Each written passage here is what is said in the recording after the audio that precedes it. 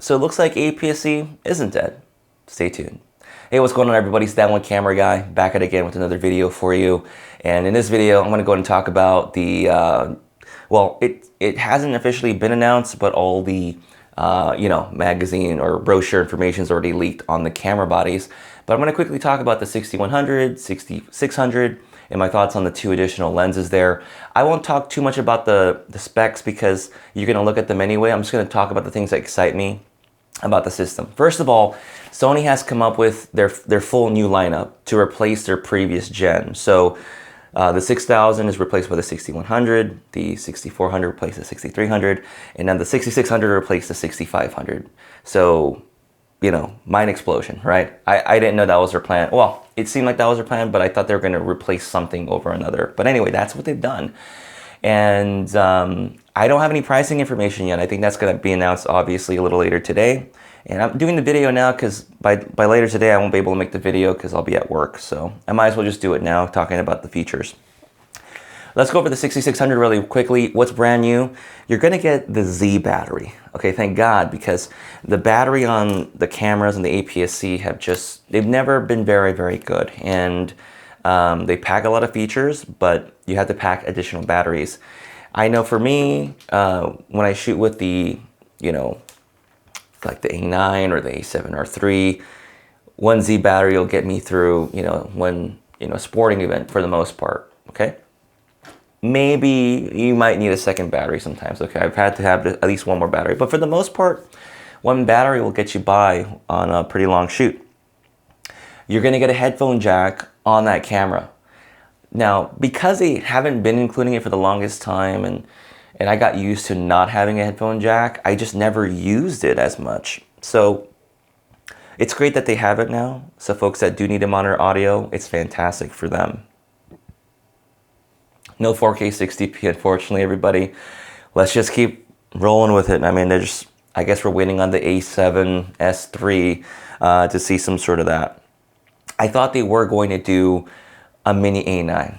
I thought that was the original intent, but they didn't. They stuck with 11 frames per second. No crazy electronic shutter or 20 FPS or anything like that. So we just got to roll with it. You still do have the stabilization, just like the 6500, which is good. I mean, that's all exactly what we wanted to see. And you have video eye autofocus, which is similar to the A7R4, I believe. And but that's about it. The size did increase. So in comparison to the 6400, it's about 100 grams more. So what do I think about the 6600 at this point? Did it miss the marks and areas? Yes.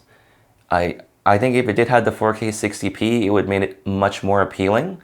As a camera, I would definitely be wanting to add easily to my lineup of APS-C cameras or replacing some of them. Now that it doesn't have it, would I still consider picking it up? And I would say yes. If I was to replace my 6500, I would upgrade to the 6600. The features on there are going to be big, and I do like the fact that I have a good number of Z batteries now, and that advancement in the battery is great. Because here's the thing, folks, like, it's nice to have the full frame body, but it's also nice to have a powerful, smaller size body as well. Yeah, it is a little bit heavier, but having a little bit more power in there is great too.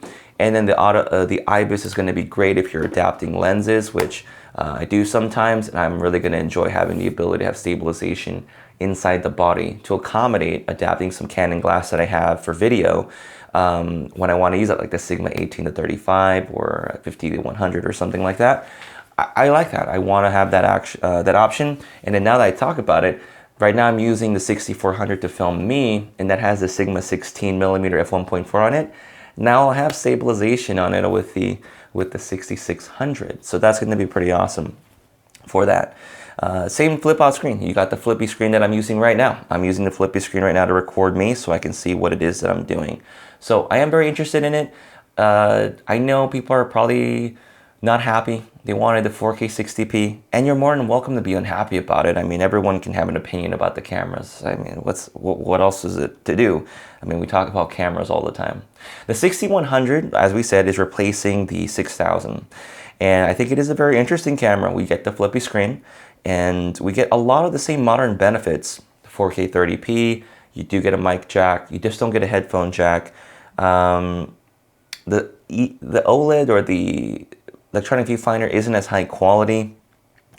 You don't get the picture profiles, and you don't get real-time eye autofocus in video, which the 6400 doesn't have either.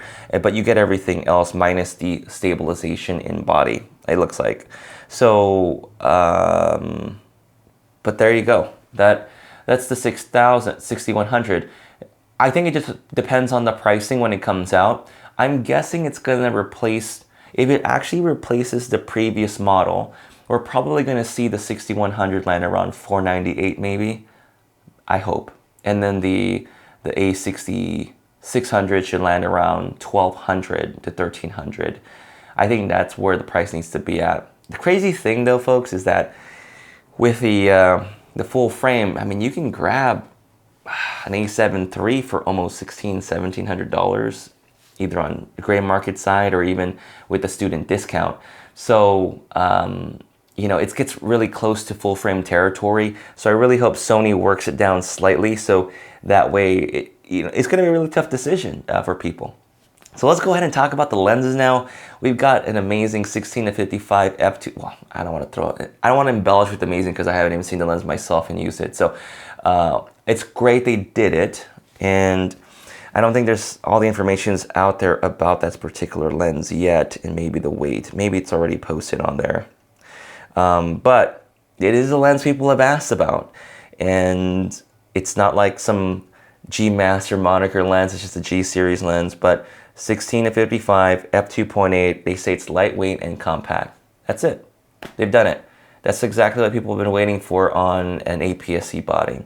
Now the other lens that they announced, which is the 70-350, is just an addition to to complement the 55-210, which is really, you know, it's a lens that will get you by, but it's not really a good lens in terms of optical quality, but it'll get you by if you need it.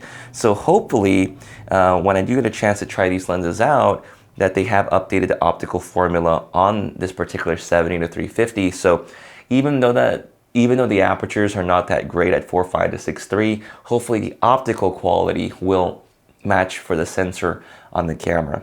Okay, so lens choices. What do I think about them? I think it's great.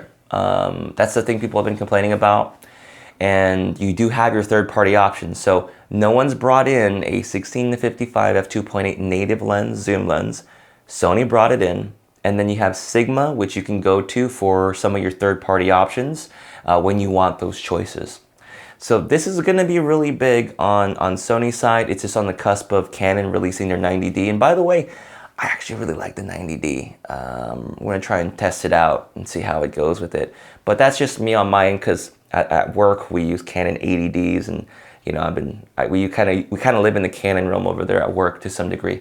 But anyway, talking about the Sony stuff, they do need to roll out some more lenses. Hopefully that comes around.